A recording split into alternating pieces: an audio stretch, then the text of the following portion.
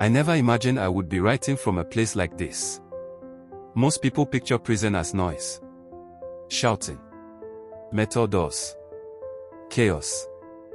But the loudest thing in here is the silence. The kind of silence that forces you to listen to yourself. I sit on the edge of a narrow bed, my back against a cold wall, staring at paint that has been scrubbed so many times it no longer knows what color it used to be. Sometimes I wonder if I'm the same. Scrubbed down by years, by choices, by anger. Reduced to something unrecognizable. There are nights I still wake up thinking I'll walk out of here. That this is all temporary. That someone will knock and tell me there's been a mistake. Then the silence answers back. I didn't become this person all at once. People always want a single moment. A clear reason. A sharp turn. But life doesn't work like that. It's quieter. Slower. It's a series of small permissions you give yourself until one day you don't recognize the voice saying yes. My anger didn't start in prison. It didn't even start on the streets. It started at home. I was still a child when my father left. One day he was there, filling the room with his presence, and the next day he was just gone. No explanation that made sense. No goodbye that felt real. Just absence. And silence. People tell you children are resilient. What they don't tell you is that resilience sometimes looks like rage.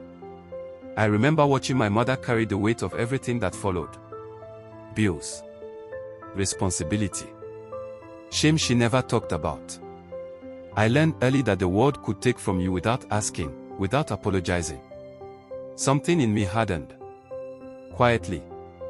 I didn't cry much. I didn't talk about it. I just carried it. By the time I was 13, it felt like something had moved into me. Not all at once. More like a slow occupation. Anger stopped visiting and started living there. I didn't know how to name it then. I just knew I was always on edge. Always ready. School became a battleground. Not because I wanted it to be, but because I didn't know how to be small anymore. Every look felt like a challenge. Every joke felt like disrespect. And disrespect, that was the one thing I couldn't swallow. The streets noticed me before I noticed them. They always do. There was a strange comfort in being feared. It felt like control. Like protection. People didn't mess with you if you walked a certain way, if your eyes stayed cold, if your silence warned them not to try. I told myself I was surviving.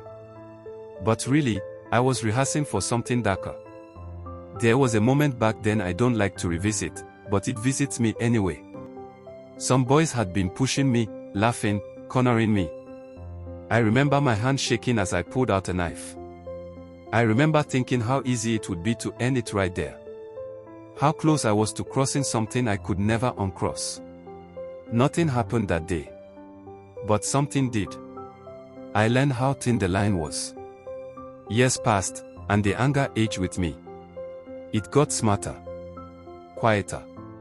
More controlled. Or so I thought. I fought. I brawled.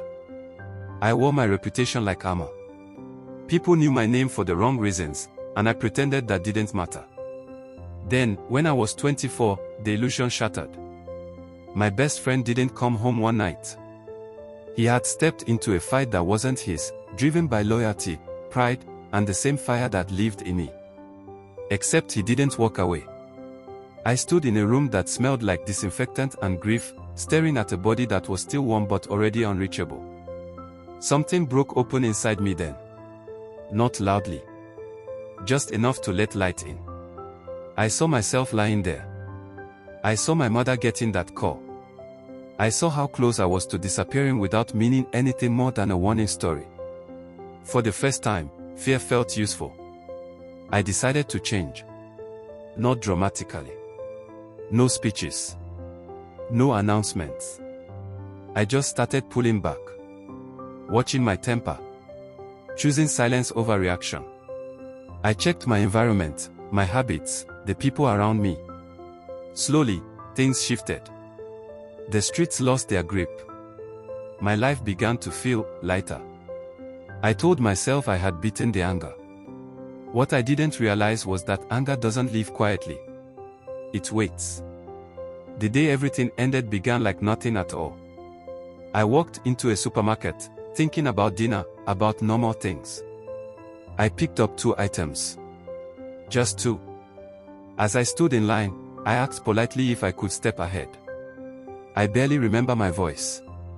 Soft. Calm. The man didn't respond.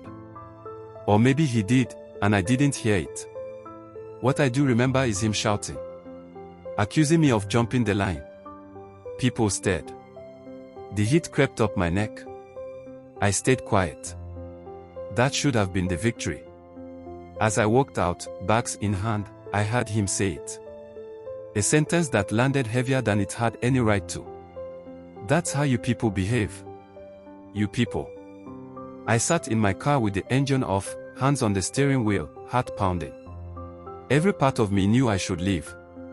Every part of me knew this was a test. I failed it. I told myself I just wanted to talk. Just words. Just dignity. But when I saw his face again, something ancient woke up. I struck him once. Just once. The sound of his body hitting the ground still follows me. The way the room froze. The way the air changed. The way time slowed and then collapsed. He didn't get up. People screamed. Someone shouted for help. I stood there, unable to move, watching a reality I couldn't rewind. Cameras everywhere. No escape even if I had wanted one. He was pronounced dead before the shock had even worn off. That's how anger finally finished what it had been working on since I was 13. Prison didn't change me overnight. It stripped me. These blend together here. You have too much time and not enough space. You replay everything. The childhood. The choices. The warnings you ignored because you wanted to believe you were stronger than your past. I didn't cry much at first. I felt empty. Like the world had already passed judgment and moved on. But slowly, something else happened. I started to see the pattern. Every moment I thought I was defending myself, I was really feeding the same fire. Every time I chose pride over peace, I paid interest I didn't know I was accumulating. I thought strength meant reacting. I learned too late that strength is restraint. There's no revenge story here. No dramatic redemption arc. Just reality. Consequences. A man who lost his life. A family that will never be the same. And me, sitting with the weight of it every single day. I don't ask for sympathy. I ask for understanding. If you're listening to this and you feel that familiar heat inside you, that voice that says you're justified, that silence would make you small, listen to me. Anger doesn't need much. Just permission. I live now with accountability. With reflection. With a quieter mind than I ever had on the outside. I've learned that peace isn't passive. It's a choice you have to make before the moment demands it. Some lessons come gently. Others take everything. If my story reaches you before yours crosses a line you can't erase, then maybe something good can still come from this. I sit here now, breathing slowly, watching the light shift across these walls, knowing one truth I wish I had learned sooner. You don't lose your life all at once. You give it away, piece by piece, every time you let anger decide who you are. And I hope, truly hope, you choose differently. If this story stirred something in you, I'd like to hear your thoughts, your experiences, or your advice in the comments.